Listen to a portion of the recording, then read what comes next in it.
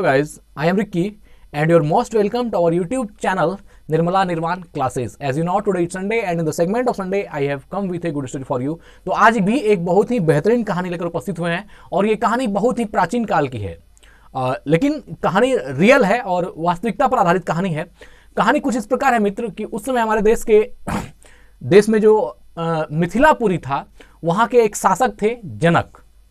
राजा जनक के बारे में सभी जानते हैं, जितने भी अध्यात्म प्रेमी हैं सभी उनके बारे में जानते हैं। राजा जनक और अष्टावक्र संवाद के बारे में भी आप जानते हैं। अब यहाँ एक वर्ड यूज हुआ अष्टावक्र, इसके बारे में भी आप लोगों ने जानते ही होंगे इस बात को कि एक बहुत ही बड़े महर्षि हुए भारत में जिनका कि 8 अंग टेढ़ा था, उनको अष्टावक्र कहा जाता था। वो देखने में बहुत ही कुरूप थे लेकिन उसकी सीरत बहुत ही खूबसूरत थी और बहुत ही एक जो कहा जाए आदर्शवादी पुरुष हुए। तो इन्हीं दिनों की कहानी है कि राजा जनक मिथिलापुरी में जो है वह एक शो में जा रहे होते हैं अपने जो प्रजा लोगों से मिलने के लिए।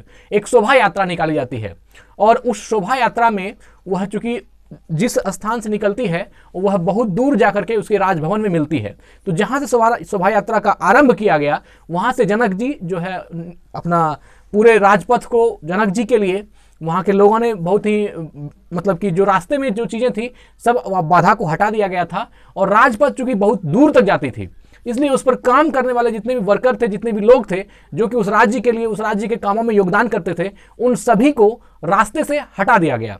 इसलिए हटा दिया गया क्योंकि जनक जी की शोभा यात्रा है, जनक जी उस रास्ते से होकर जाएंगे, इसलिए कोई भी तरह की दिक्कतें नहीं आनी चाहिए, किसी भी आदमी को बीच में रहना उचित नहीं है। तो यह बात थी और इसलिए जो है उस राजपथ को खाली करवाया जा रहा था।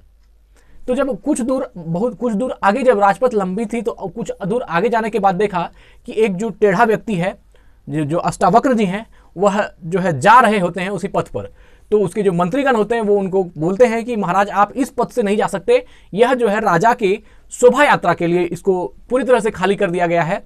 तो यह बात जब अष्टावक्र जी को कहा जाता है तो अष्टावक्र को बड़ा आश्चर्य लगता है कि एक राजा की शोभा यात्रा के लिए इतने लोगों को, जो इतने वर्कर्स हैं, सब मतलब हाथ पर हाथ धर के खड़े हैं कि इस पथ से मेरे राजा जी जाएंगे और उसको देखने के लिए, उस शोभा यात्रा के लिए इतना ज़्यादा काम को रोक दिया गया और लोगों को सिर्फ इसलिए रखा गया है कि राजा को देखना है।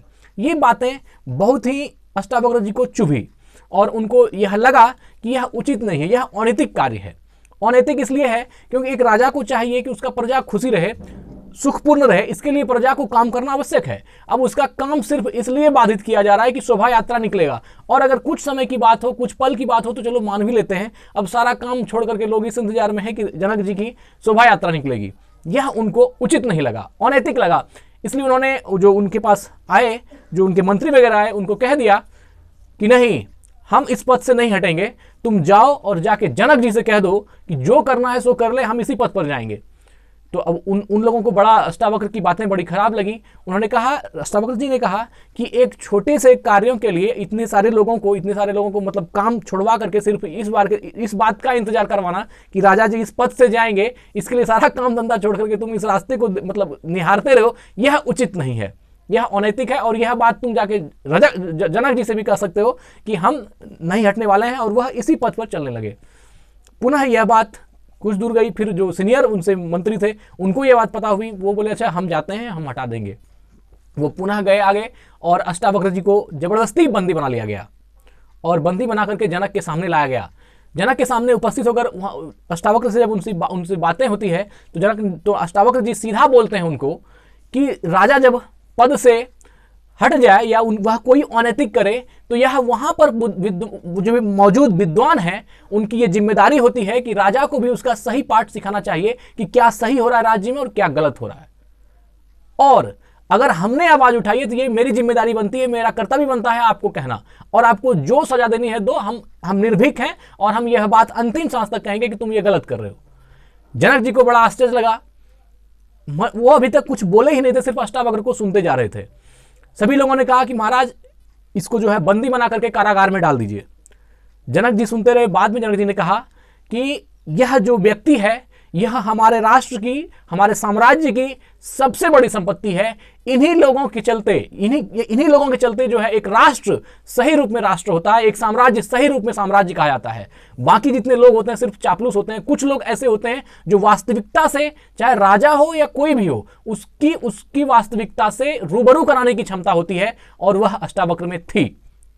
इसलिए उन्होंने कहा कि यह दंड के नहीं भागे हैं, यह सम्मान के भागे हैं। और राजा जनक ने अष्टावक्र के लिए मतलब दंडवत प्रणाम किया और कहा कि मैं आपकी निर्भीकता को सलाम करता हूं, जो कि ऐसे मतलब इतने कमजोर, इतने ये होने के बावजूद भी उसकी निर्भीकता और जो उसकी स्वर में जो पावर थी वह देखते बनती थी। जनक जी ने उनका सम्मान किया और उनसे एक रिक्वेस्ट किया कि आपसे हम यह विनती करते हैं कि आप जो मेरा साम्राज्य है इसके आप राजगुरु बन जाएं, ताकि आने वाले दिनों में भी आप जो है निर्भीक होकर अपने न्याय के पक्षों को, न्याय की बातों को सबके सामने रख सकें।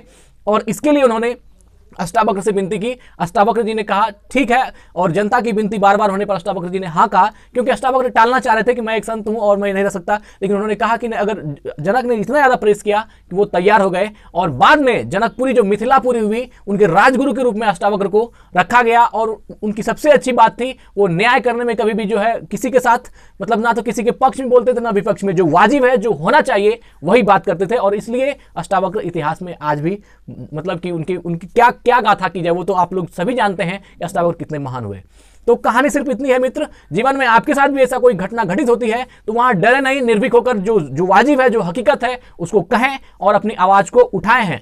अगर आप नहीं उठाते हैं तो फिर आप आत्म प्रताड़ित भी होते हैं। आपको मन में यह बात लगती है कि हमको बोलना चाहिए लेकिन नहीं बोलते हैं। क्यों? क्योंकि आपको डर लगता है। तो उस डर से डरना नहीं चाहिए, निर्भीक होनी चाहिए। और ऐसे भी जीवन का क्या कीजिएगा, जो अब उतनी लानत से जीना पड़े तो वो जिंदगी भी जिंदगी क्या है।